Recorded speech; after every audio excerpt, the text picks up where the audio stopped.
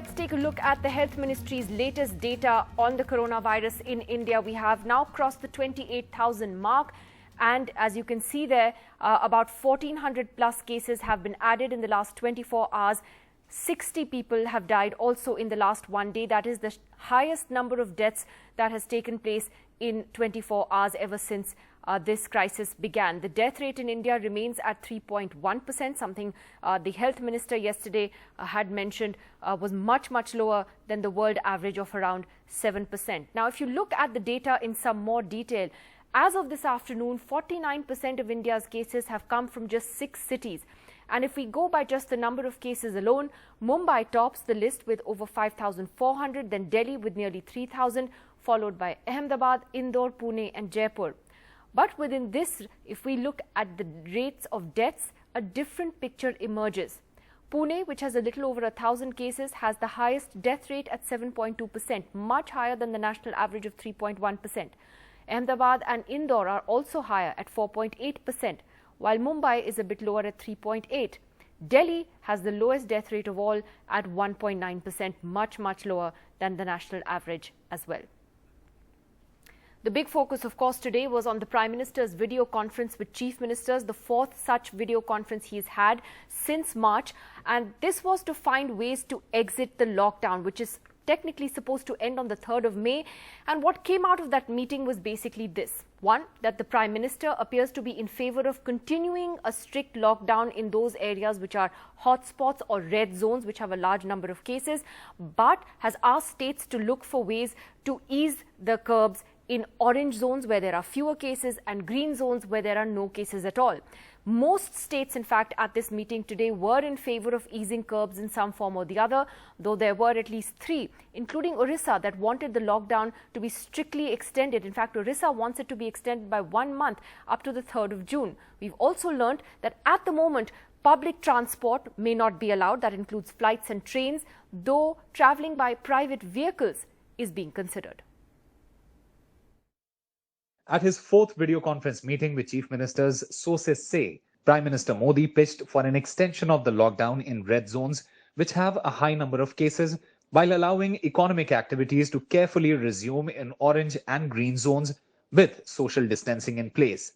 The Prime Minister's office said in a statement that Mr. Modi told chief ministers the lockdown has saved thousands of lives, that states must make efforts to convert red zones to orange and then green zones, that we have to give importance to economy as well as continue the fight against COVID-19, and that the impact of the virus will be there for months. Masks will become a part of life and we must keep a distance of 2 yards. A final decision on the lockdown will be taken only after the 3rd of May. But sources say that broadly this means no resumption of public transport, including trains, flights and buses, no schools and colleges, and no religious gatherings, though some relaxation in private transport may be possible. 9 chief ministers spoke at today's meeting, which was attended by nearly all chief ministers, and sources say at least 3, Odisha, Meghalaya and Goa, wanted to extend the lockdown beyond the 3rd of May. Most of the BJP chief ministers said lockdown to continue, and they said the economic activity should be slowly started. Odisha wants a 1-month extension. The Prime Minister told his chief ministers that this is an opportunity for them within their states to perform and reform and use this crisis as an opportunity. Clearly, the focus within the centre is to announce a package for the micro, small and medium enterprises to help revive the economy. Several chief ministers like Puducherry Chief Minister Narayanaswamy and Bihar Chief Minister Nitish Kumar also spoke about migrants. It's the 4th chief ministers meeting with the Prime Minister after India started what is called the biggest exercise in the world of a lockdown. Clearly, it has had an economic, social and various impacts. But the biggest concern for the chief ministers has been the economic aspect. And it's in that context that they will be hoping for the centre to give some kind of package as soon as possible. With Akhilesh Sharma, Sunil Prabhu, NDTV. Meanwhile, there's a lot of confusion in various cities after the Home Ministry announced that certain shops could open in states as long as state governments allowed them to, not markets, not malls, but standalone shops. On the ground, Many shopkeepers haven't understood the order. Many authorities, police personnel in various states have also not understood the order, and it's causing complete chaos. Confusion. The Home Ministry allowed standalone shops to open in municipalities and markets in rural areas outside containment zones. But there is a lack of clarity when it comes to the rules. In Delhi, most standalone shops remain shut, even outside containment zones. Although eager to start earning a livelihood once again, shopkeepers still fear action from the authorities. तो किस तरह की confusion रही है ये पूरी दुकान खोलने के मामले? खोली थी मैंने आगे 10 बजे करीब, तो पुलिस वाले आए थे, कह रहे आपके पास अभी परमिशन नहीं, आप शॉप को बढ़ा दो, एसएचओ साहब आ रहे हैं। स्टाफ है मेरे 3 स्टाफ थे मेरे पास, अभी मेरा कोई स्टाफ आ नहीं रहा है। अच्छा, क्योंकि उनको बोलता हूँ आने के लिए, कहते हैं गौर पुलिस वाले डंडे मारते हम नहीं आ रहे। Despite of multiple directives from the MHA and clarification from Delhi Chief Minister Arvind Kejriwal over the opening up of standalone shops, there is still a lot of confusion and apprehension among the shop owners that whether or not they can open their shops in the Delhi at this time. In Kerala, a mixed response to shops being allowed to open in non-hotspot locations. Trade unions claim that just 20% of the total number of shops selling non-essential supplies have opened across the state. In Thiruvananthapuram, for even the medium and small-scale shops that are open, business is slow. This furniture shop has had just one customer since the morning. Their usual 20-member staff now pared down to 10. നമുക്കിപ്പോൾ ഇത്രയും ദിവസം അടച്ചിട്ടതിൽ തന്നെ ഒരുപാട് രൂപയുടെ നഷ്ടം ഉണ്ടായി. देखेंगे अभी आगे थोड़ा कैसा है, अभी ऐसा कंटिन्यू होगा तो फिर सोचेंगे 1-2 स्टाफ कम करेगा. In Kerala, the transition between rural and urban areas is quite blurred for that matter, and that's why the Chief Minister has said that standalone shops in non-hotspot regions can remain open. But on the ground, there is caution and a strong realization that it's an uphill climb. In Karnataka, standalone shops in non-containment zones have been open for a few days now. Masks and social distancing, though compulsory, still not always observed. किसी घर में कोई पानी का leakage है, कोई electrical का fuse चला गया है, कोई छोटा मोटा और घर में जो प्रॉब्लम है, उनके फ़ोन आते रहते हैं जो नियर बाई हमारे शॉप के आधा किलोमीटर 1 किलोमीटर के नियर हैं, उनके मेंटेनेंस का काम ज़्यादा था, घर में रह के वो कर लेते हैं, कर लो उनको हम सर्टिफाइड जवाब दिया, जान है तो जान है. 1 महीना बंद था, लॉकडाउन चल रहा था, उसमें अलग पैसे का बहुत तंगी शुरू हो गया था. आज आके खोलेगा, कुछ ना कुछ तो चलेगा ना, कुछ तो कुछ लेके जाएंगे करके बोल के आज खोला तो सुबह से एक कस्टमर नहीं आया. Shopping malls remain closed, and it is still a long, long way from business as usual. With Akshay Dongre and Sneha Koshi, Maya Sharma for NDTV. So, can India afford an extended lockdown? What is the way that we can exit from this, balancing both our health and the economy, which was the Prime Minister's message today as well? We have a terrific panel with us on the program this evening. Professor Shamika Ravi, who was a former member of the Prime Minister's Economic Advisory Council. She joins us tonight. Also with us, Mahua Moitra, Lok Sabha MP of the TMC. Supriya Srinath, National Spokesperson of the Congress. We have Shaina NC of the BJP joining us from Mumbai tonight, and Kalikesh Singh Deo, former MP of the BJD, also with us this evening. Shamika Ravi, I'd like to take the question to you first. And you know, you've been putting out terrific data every day, analyzing all the numbers for us. Now, going by your numbers and the numbers that we've also been crunching here at NDTV, India's doubling rate has now gone up to about 12 days. How do you see it going from here? We seem to be doing fairly okay under the circumstances, but what's the trajectory according to you over the next few weeks? So Nidhi, this is still a moving target. It's important to remember that the nature of this outbreak is that the power of compounding can take us still to 1 lakh plus if we don't contain it in some of the places where we are seeing big escalations. So it's still very much a work in progress. For a nation of 1.38 billion and a resource poor country, I think the lockdown was very preemptive and required at the time that it was brought in. And at that point, I think we were doubling our active cases every 4 days. And now we are doubling at 12 days. I mean, a couple of days in the middle, we were even slower than that. But, you know, this is a moving target. It's important to now get to the state level. Talking about a national level, I think there's considerable success, but now we know that there are some states that are struggling. There are some states that have done very well. But eventually health is a state subject. It will depend on the capacity of the local administration, the local civil administration, the police capacity to do contact tracing, etc. Thereby, I think the decision to lift the lockdown really should be a bottoms-up one. All right. So what you're saying is leave it to the states to decide how they should proceed from here. Let me take that then to the various political representatives on the panel. Mahua Moitra, to you first. Mahua, what is Mamata Banerjee's position, at least for Bengal?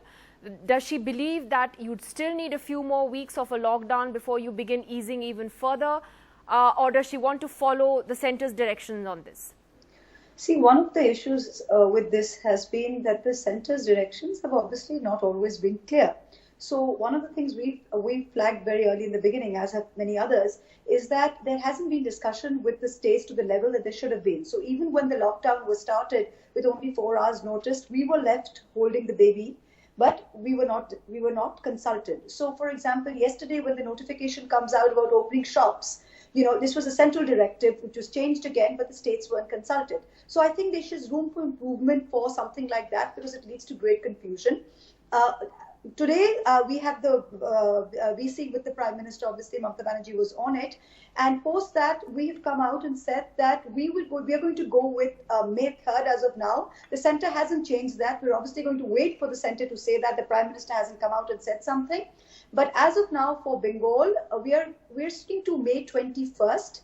And of course, this is dynamic because we don't know how the disease is progressing. So we've got green, orange and red zones. So as of May 21st is going to be our lockdown, and the green zone will have relaxation. So for example, if a district has had no cases, then that district will be as much as back to normal, but obviously borders with the next district are still going to be sealed. So then you have orange, and then red will have the most stringent regulations till May 21st. And then we'll take a call. So if somebody moves from orange into green, obviously they'll become more relaxed. If somebody moves from green into orange, they'll have to obviously change it like that. But given we are waiting for the centre to come out and see if there's any change on the May 3rd. But as of now, for Bengal, we've come out with May 21st as the new date. All right, so that's important. Bengal going to extend that lockdown till the 21st of May in red zones at least. That's what you're saying, Mahua Yes, Moitra. that's correct. All right. And with green and orange, it will be a little more relaxed. All right, a little more relaxed in the green and orange zones.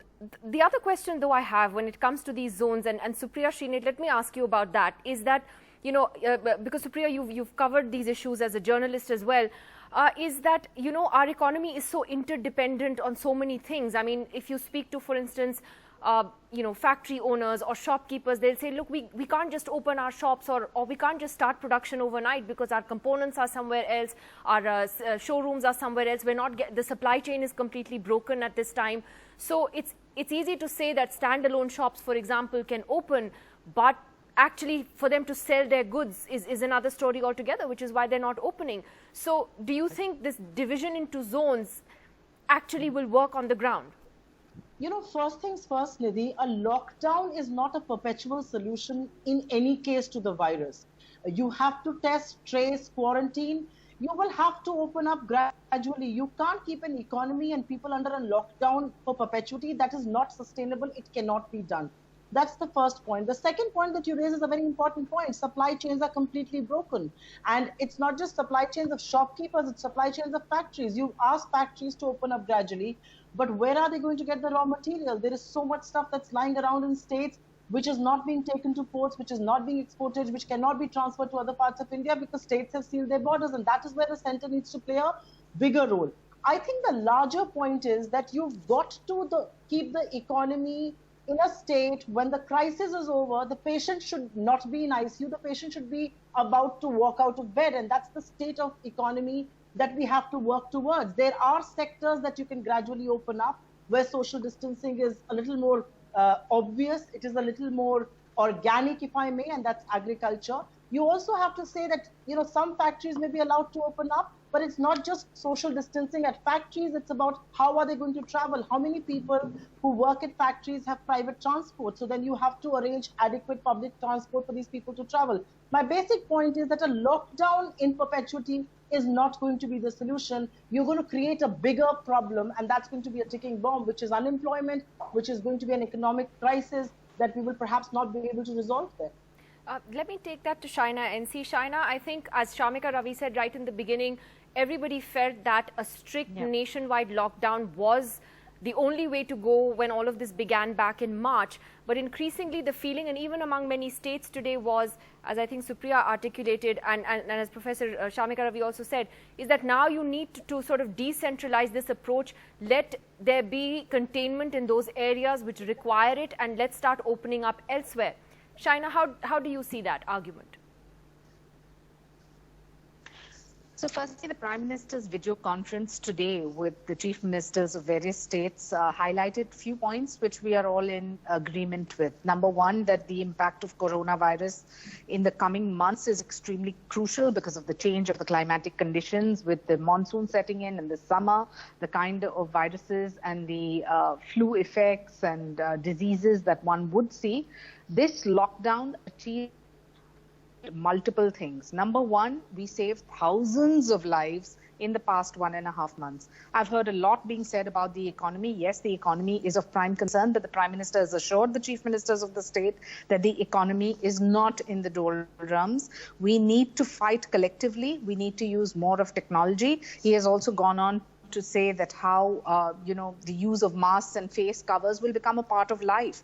And I'm so happy that we have a Prime Minister who, like a statesman, even appreciated the work done by Ashok Gehlot in a state like Rajasthan, which need not necessarily be BJP run, but said that they have combated the virus very well. So to enforce guidelines strictly, yes, has to be done in terms of hotspots.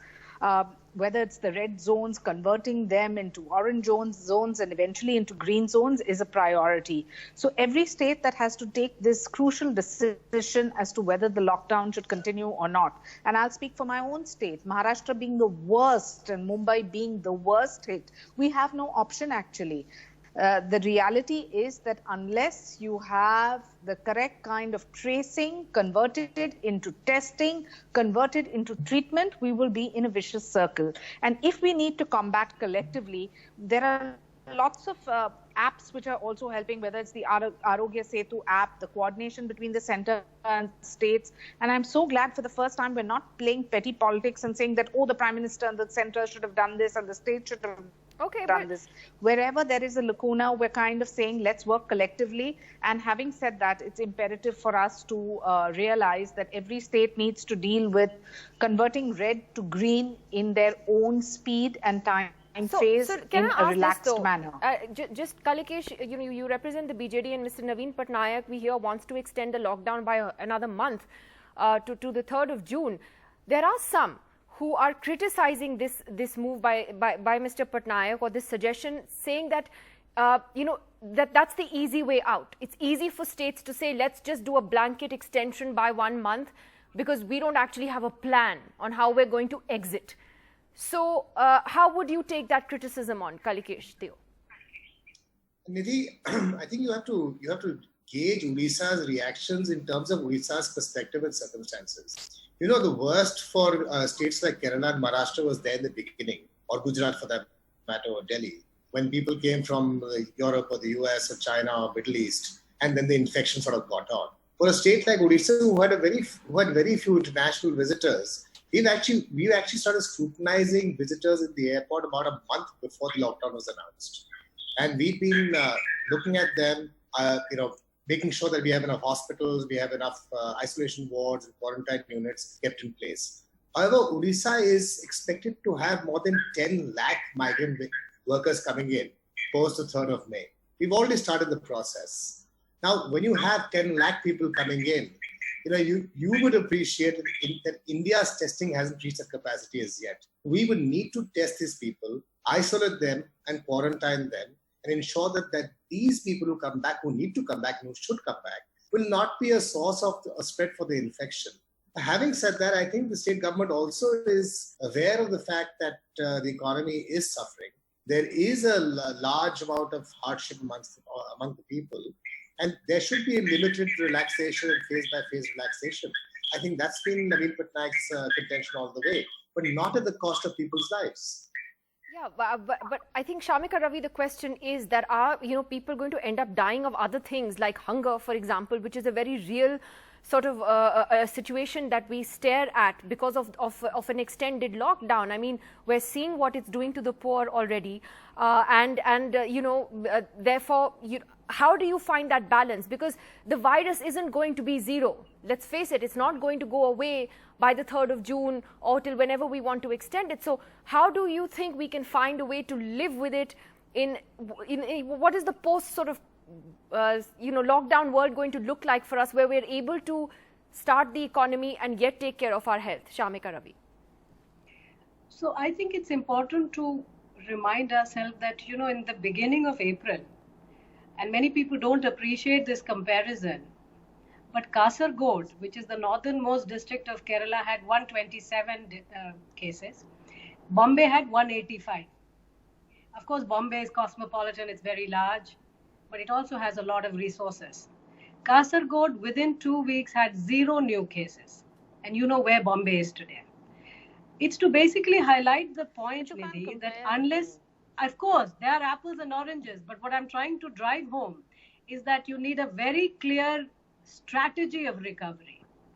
You see, different states will grapple with their different state capacities, right? Whether you are doing the contact tracing, whether you're missing people, they're going to go and infect others, how strong is the quarantine, how much testing is happening, how much is the police involved, because they're really the ones who can do the contact tracing, because they have the manpower and they have the training, not the public health people. Because they have the training to go out and look at call detail records, debriefing of citizens. I mean, they're used to doing a lot of these things. And so Kerala government, to a large extent, did a lot of these. So it's about understanding what is the exact strategy that local administration is employing to curtail it, and where are they succeeding, and if they are failing in places, how to plug that gap. Because it can be done, right? It is already demonstrated within the country. And I think this is where, Nidhi, I think at a national level, we should think of an NSG type, a group, which basically comprises of either NDMA, NCDC, ICMR people, which is really a SWAT team, which can go and support a lot of the local administration, which might not have this capacity to curtail this. Now, Delhi, for instance, did a fantastic job. But we know that in the last week or so, there has been a second wave, meaning the recovery numbers are now falling relative to the active numbers. We are seeing very similar trend begin to happen, in places like Punjab. So I think this is a long-term problem. Every state will have to build this capacity, unfortunately. We just have to live with it. But your question on starvation death, I think theoretically that is possible. But we are yet to see, and I think this is where it is important to understand what has been the last mile effectiveness of a slew of announcements. The first set of announcements that the government made were all catering to this bottom quintile, right? Whether it was enhancing PDS, whether it was construction worker support, targeted cash transfers, you had PM Kisan getting front loaded. So, quite proactively, in fact, the second day of the lockdown, a lot of these policy implementation announcements were made. So I think, while it is theoretically possible that we might have starvation death, it's a country of 1.38 billion, but we are yet to see any of those really surface. That's number one. Number two, the problem here in terms of the COVID outbreak, not just in terms of overall number of cases, but also the severity of it. Our mortality numbers are very low. Yeah, they are. Yeah. And it's not just looking at the government numbers. If you look at hospital level data, there's no hospital rush of patients complaining of acute respiratory disorder, let's say, which is similar to COVID. Yeah, so there's good reason to believe. In fact, the director of AIIMS, Dr. Randeep Guleria, made exactly the same point on this program a few days ago that the hospitals are not being overwhelmed with people coming in and complaining of respiratory issues. But Mahua Moitra, the other point that Mamata Banerjee made, and this is quite a valid point, is the confusion in government orders. We saw that with regard to, say, e-commerce platforms. First, they were allowed to sell non-essential goods. Then they were told you can't sell non-essential goods.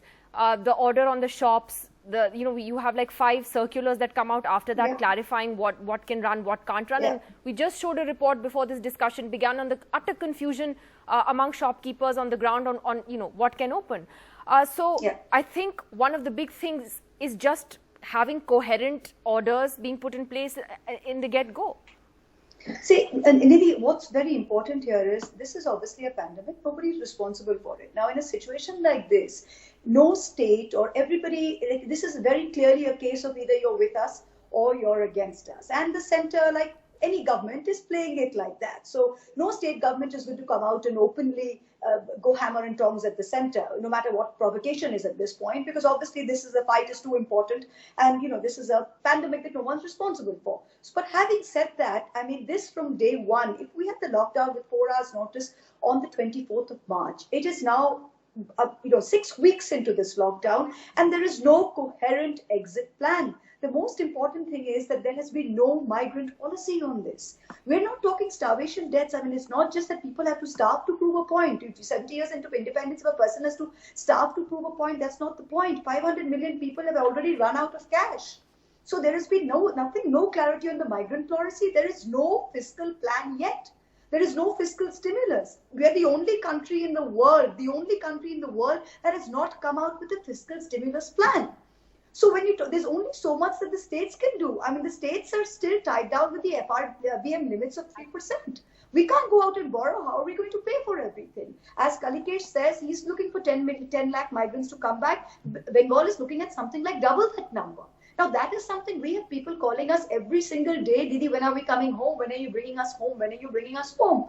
And then when you have certain states that say that some are better than others and we can bring students back from quota, I can't answer to my constituents if I say I'm bringing students back from quota and I'm not bringing Well, actually, there's another contradiction because the government told the Supreme Court that we don't need to move migrants from where they are. But various state governments are already doing it. I have written in the papers extensively about this. I have gone to court. The Solicitor General is nothing but a lying agent for the government, and I say this on national television with full responsibility. He goes and speaks Well, he's not here to defend himself. He's not here to defend himself. He's welcome to defend this on your show tomorrow, and he can't do it because he swore on affidavit 3 weeks ago that there was not one single person on the road, and the next day a labourer died. Every day somebody is walking home and dying. Okay, you know that Nidhi as well as I. Let me take this to Supriya. So, Okay. So Supriya, yeah. No, a very quick point that I want to make, Nidhi, is that at the heart of this is decentralization. At the heart of this is the willingness to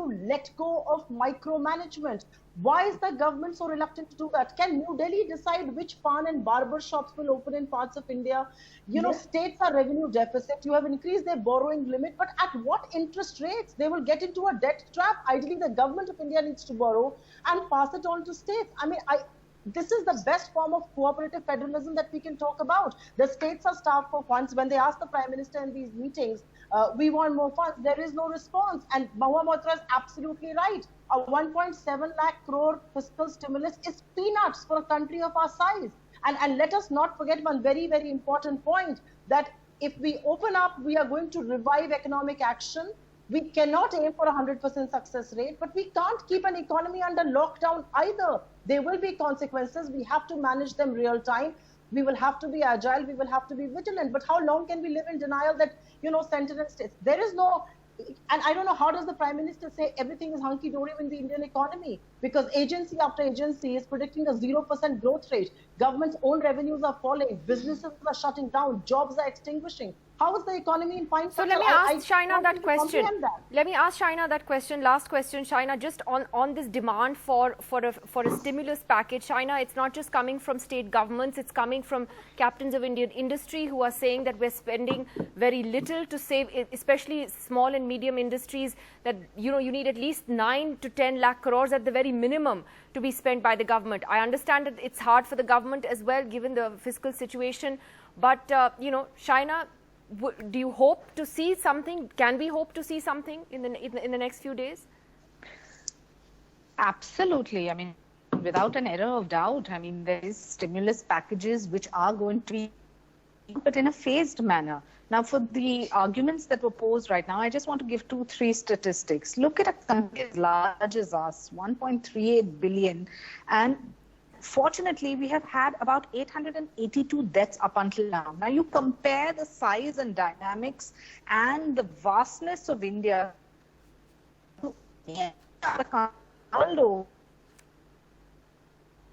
in which this law. All right, unfortunately, we've lost that link. We've been so lucky with Skype today that it worked for most of the show. Just lost that line there. But thank you very much to our entire panel for joining us. And it was terrific to actually see it dominated by women today. Sorry, Kalikesh. Great to have all of you with us this evening.